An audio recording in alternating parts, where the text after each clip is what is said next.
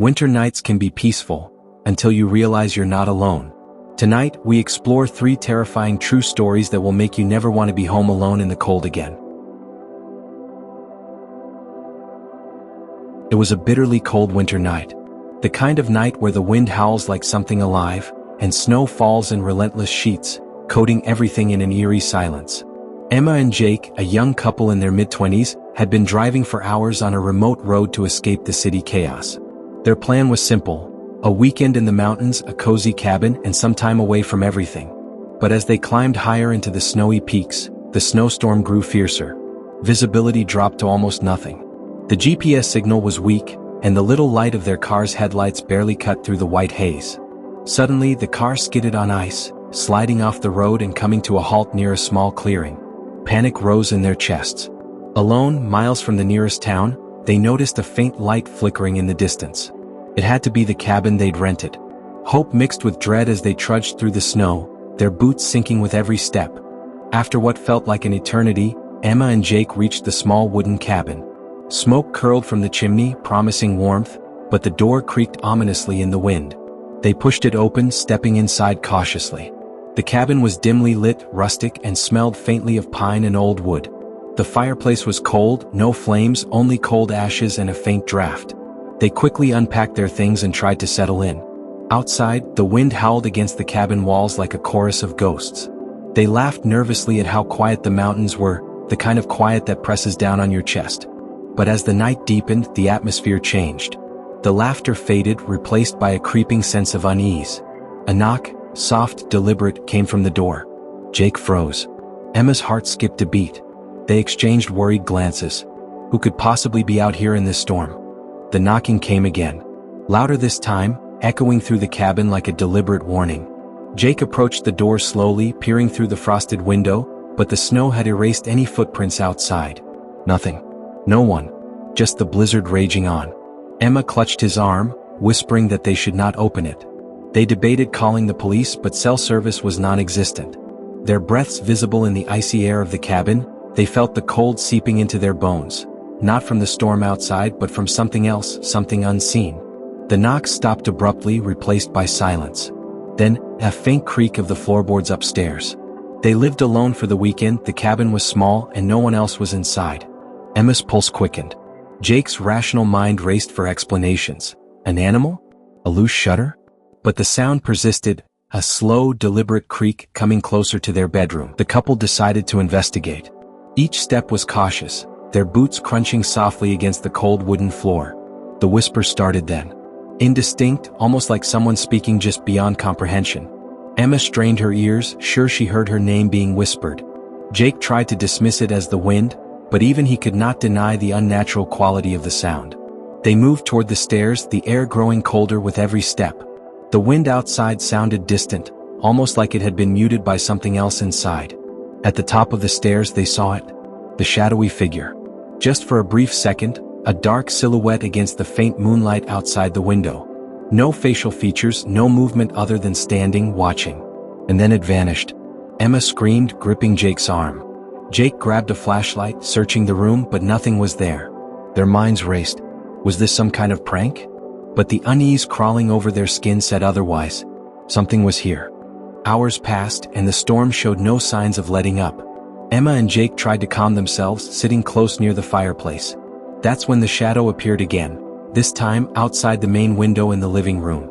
It was taller than a man, movements slow, deliberate, almost unnatural. Its face obscured, features lost in the darkness, but the presence was undeniable. Emma froze, unable to look away. Jake whispered for her to run, but their exit was blocked by snow and the blizzard's fury. The shadow moved slightly, just enough to be seen in the reflection of the window glass. Then silence. Only the storm's rage outside remained. But they knew. They were not alone. Fear turned to panic. Every creak, every gust of wind, every shadow seemed alive. Emma's eyes darted across the cabin. The logs in the fireplace seemed to glow faintly as if something was near. And then came the final, unignorable knock. The knock reverberated through the cabin, shaking their nerves to the core. With trembling hands, Jake approached the door. He could feel the cold seeping in from the cracks, but this was different. This was the chill of something alive, watching, waiting. The knob rattled. Slowly. Then the door creaked open slightly. Just a sliver. Emma's scream cut through the silence. Jake reached out, ready to shut it, but the door moved on its own as if pushed by invisible hands. Outside, the snowstorm raged, but no footprints. No shadow. Only the wind and the faint whispering repeating their names. Panic rose. Heartbeats pounded, echoing in the confined space. The room seemed smaller now, oppressive. Shadows danced across the walls, stretching and twisting. And then, blackness. The door swung fully open. And then, nothing. Silence. No one there. Just the storm outside. And a lingering feeling that they were never truly alone. Emma and Jake never forgot that night. The snowstorm, the shadows, the whispers, they were etched into their memories forever. They left the cabin at first light, driving down the icy mountain roads, hearts still racing. When they looked back, the cabin seemed quiet, ordinary, almost inviting in the pale morning sun. Yet something lingered. That shadow, that presence, they could feel it even miles away. Winter nights, they realized, can hold more than cold and silence. Sometimes they hold secrets waiting for the brave, or the unlucky, to witness. And that is the terrifying truth.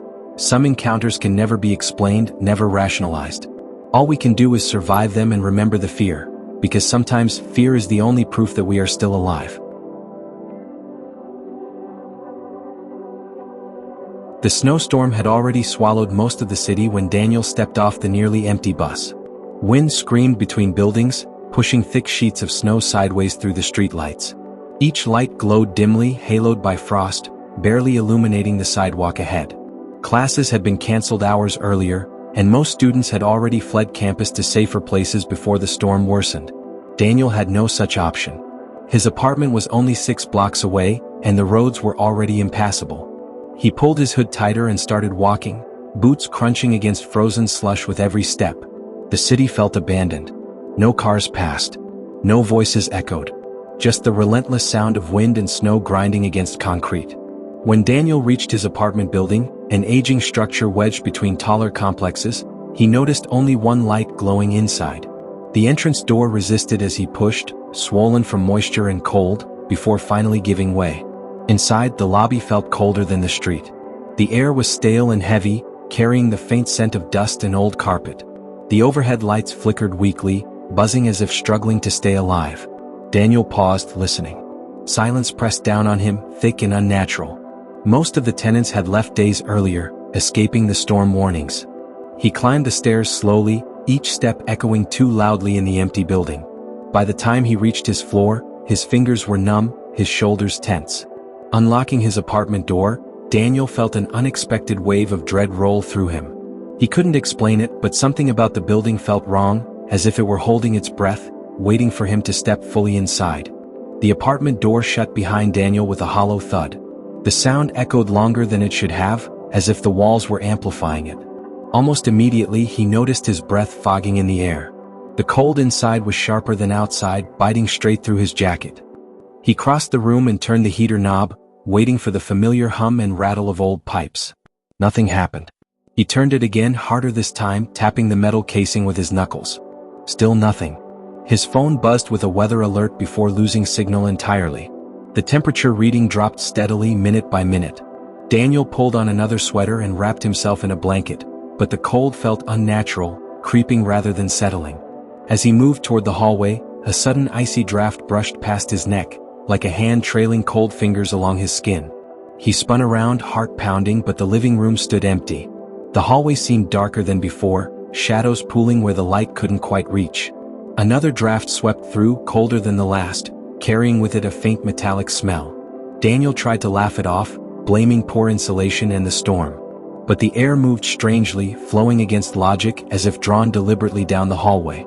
The apartment groaned softly, pipes ticking, walls contracting, yet beneath it all lingered a quiet pressure that made his ears ring. Something about the cold felt intentional, focused, as though the apartment itself was aware of him. Daniel sat on the couch, listening to the storm hammer against the windows. That's when he heard it. A knock. Soft, slow. Somewhere down the hallway outside his apartment. He froze, straining to listen. Another knock followed, distant but deliberate. He knew the neighboring apartments were empty. He'd watched his neighbors leave earlier that week, cars packed, doors locked behind them. The knocking continued, moving methodically along the hallway. One door. Then the next. Daniel stood and pressed his ear against the wall. Silence. The sound resumed from the opposite direction, closer now. His stomach tightened. He whispered hello, his voice barely audible. The knocking stopped instantly. The silence that followed was suffocating. Then came footsteps. Slow. Measured. Heavy enough to be heard, yet too quiet for a human stride. The steps stopped just outside his door. Daniel backed away, heart racing, and locked the deadbolt, sliding the chain into place. The cold surged suddenly, more intense than before, making his teeth chatter uncontrollably. His phone screen flickered and died. No signal. No power. The footsteps resumed, retreating slowly down the hallway, accompanied by faint knocking that faded into the distance. Daniel slid down the wall, breathing hard, realizing with growing dread that whatever was out there wasn't searching randomly. It was checking to see who was still inside. The window drew Daniel's attention next. Frost had crept along the edges of the glass, thick enough to blur the outside world into pale shapes. As he wiped away condensation, his breath caught in his throat. Pressed against the inside of the window was a handprint. Perfectly defined. Frozen solid. Ice crystals traced the outline of long fingers, slightly twisted, embedded into the glass as if the hand had been there for hours. Daniel stumbled backward, shaking his head in disbelief. The apartment hadn't been this cold earlier. There was no way ice could form like that so quickly. Panic surged through him. He raised his phone to take a picture, but the screen went black. The lights flickered violently before dimming to a dull glow. The temperature dropped again, sharply, painfully. Knocking erupted inside the walls, not from the hallway but everywhere at once. It surrounded him, vibrating through the floor, the ceiling, the furniture. Daniel realized then that the sounds weren't coming from outside. They were coming from within the building itself. The handprint began to crack slightly, ice shifting as if something on the other side was pressing harder. Daniel backed away, breath ragged, knowing with terrifying certainty that whatever was causing this didn't need to enter. It already had. Desperate for answers, Daniel remembered the security camera he had installed months earlier, pointed down the hallway. His hands trembled as he opened his laptop, connecting to the camera feed. The screen loaded slowly, pixel by pixel. At first, the hallway appeared empty, lights flickering weakly. Static rolled across the screen, distorting the image. Then the camera glitched. A figure stood at the far end of the corridor. Tall. Unnaturally thin. Its limbs hung too long, joints bending at impossible angles. It didn't move at first. It simply stood there, facing the camera, head tilted as if studying it. Slowly, the figure began to move forward. It didn't walk. It slid, gliding soundlessly down the hallway. Each light flickered violently as it passed beneath, shadows warping around its shape. The timestamp jumped erratically, seconds skipping without reason. The figure drew closer, its outline blurring, stretching, distorting. Daniel couldn't breathe. Just as it reached the camera, the screen went black. The knocking stopped. The cold eased slightly. Silence returned. Daniel didn't wait. He grabbed his keys and ran, bursting into the storm, barefoot and shaking. Days later, he returned with police. The apartment was warm. The heater worked. The camera footage was corrupted beyond recovery. But Daniel knows what he saw. And on certain winter nights, he still hears knocking, moving slowly from door to door. The highway was nearly empty as Mark guided his car through the storm. Snow fell thick and fast, swirling in the headlights like a living wall that refused to part. The clock on the dashboard read just past midnight. He had stayed late at work, convinced he could beat the weather, but the blizzard had arrived faster than expected. The road glistened with ice, reflecting the pale glow of overhead signs and distant lamps. Each turn of the wheel felt heavier than normal, every correction deliberate and careful. The radio crackled with static before falling silent, leaving only the low hum of the engine and the rhythmic sweep of the wipers. Mark tightened his grip on the steering wheel, shoulders tense. He had driven this road hundreds of times before, yet tonight it felt unfamiliar, stretched longer by the darkness and the storm.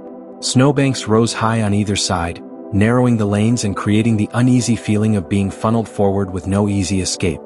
His headlights caught the reflective paint of the road, but beyond that was nothing but blackness.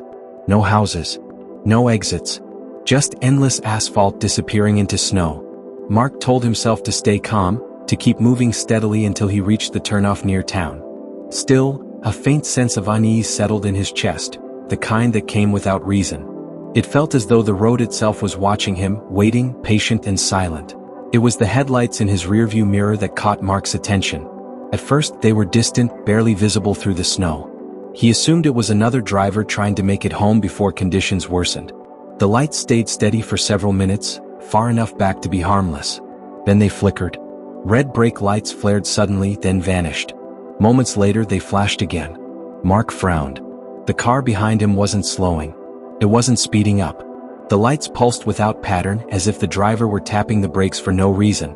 Mark adjusted his speed, easing off the accelerator to let the other car pass. It didn't. The headlights remained fixed in the mirror, unwavering, maintaining the same distance no matter what he did. A chill ran through him that had nothing to do with the cold. He sped up slightly. The car followed. He slowed again. Still there. Snow thickened, visibility shrinking, yet the headlights never faded. Mark checked the side mirrors. Nothing. Just darkness and falling snow. Only the rearview reflected those twin points of light, unwavering and silent. No engine noise reached him. No honking. No sign of impatience. The longer it followed, the more unnatural it felt. Mark's heartbeat quickened. He tried to rationalize it. Maybe the driver was cautious. Maybe they were nervous too. But the brake lights flashed again, brighter this time, lingering a second too long. Mark swallowed hard, realizing he had no idea who was behind him, or why they refused to pass. Relief washed over Mark when he spotted the gas station sign ahead, its neon glow flickering weakly through the storm. He signaled and turned off the highway, tires crunching over ice as he pulled into the empty lot. The station looked abandoned, lights on but no cars in sight. Snow drifted across the pavement, untouched. Mark parked beneath the canopy and shut off the engine, the sudden silence pressing in on his ears. He waited, watching the highway entrance. The tailing car never appeared. No headlights followed him in. The road beyond the station remained empty, swallowed by snow. Mark frowned, scanning the lot. There were no tire tracks except his own. His breath fogged the air as he stepped out, the cold biting instantly. He walked a slow circle around his car, peering down the highway in both directions. Nothing. The storm muffled all sound, creating a strange, padded quiet. Unease crept back in heavier than before. If the car had been real, it should have passed by now. If it had turned off, Mark would have seen it. He returned to his driver's seat quickly, locking the doors. The gas station lights buzzed overhead, flickering once before stabilizing. Mark started the engine, heart racing. He didn't want to stay any longer than necessary. Whatever had followed him on the highway, real or imagined, felt closer now, even though the lot was empty. Back on the highway, Mark focused on the road, determined not to look in the mirror. The storm intensified, snow slamming into the windshield, wipers struggling to keep up. His hands ached from gripping the wheel too tightly. After several minutes, he dared a glance. The headlights were back. Closer. Much closer than before. They filled the rearview mirror, so near he could see their shape clearly through the snow. Mark's breath hitched. There was no way the car could have caught up that quickly. He hadn't seen it enter the highway. It had simply appeared, impossibly close, as if it had always been there. The brake lights flashed again, brighter and longer, bathing the inside of Mark's car in red. He felt a surge of panic and pressed the accelerator, tires skidding slightly on the ice before finding traction. The speedometer climbed, but the distance between the cars didn't change. The headlights stayed locked behind him, unwavering, silent. No engine roar. No sound at all. Mark's mind raced, searching for logic, but none came. The road ahead curved sharply, a stretch known for accidents even in good weather. He eased off the gas, heart pounding. The headlights surged closer still, nearly touching his bumper. Mark swore under his breath, fighting the urge to slam the brakes. The car behind him felt less like a vehicle and more like a presence, pressing in, forcing him forward whether he wanted to go or not. The curve came faster than Mark expected. His tires lost grip, skidding sideways as he struggled to regain control. The screech of rubber against ice tore through the night, deafening after so much silence. Mark fought the wheel, heart hammering, convinced he was about to crash. Headlights flared in his mirror, blindingly bright, as if the car behind him was about to plow straight through his trunk. At the last second, Mark's tires caught, snapping the car back into line. He gasped, breath ragged, adrenaline surging. The road straightened. He forced himself to slow, hands trembling. For several seconds, he couldn't bring himself to look back. When he finally did, the mirror reflected only darkness. No headlights. No brake lights. Nothing but falling snow and empty road stretching behind him. Mark pulled over as soon as he could, chest heaving, scanning the highway in disbelief. There were no tire tracks. No signs of another car. The storm raged on, indifferent. He waited several minutes before continuing, driving the rest of the way home in shaken silence. Mark never saw the silent car again. But some nights, when winter storms hit and the roads glaze over with ice, he avoids looking in his rearview mirror. Because part of him is afraid that one day the headlights will be there again, closer than they should be, waiting for the moment he can't escape.